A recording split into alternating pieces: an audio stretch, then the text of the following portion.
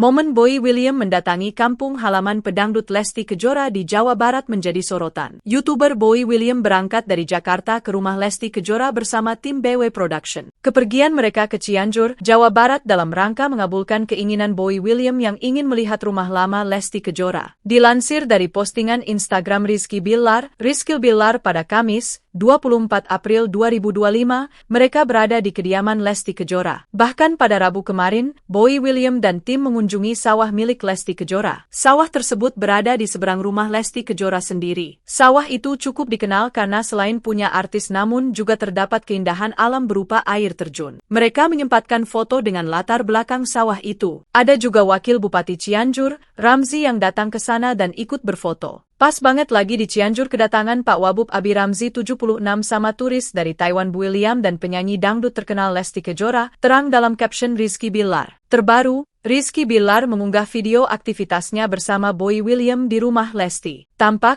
mereka sedang asik ngobrol di ruang televisi yang terhubung langsung dengan arena kitchen. Sedangkan Lesti sedang sibuk mengambil makanan. Boy, Bilar dan Lesti terdengar saling berbincang dalam bahasa Inggris.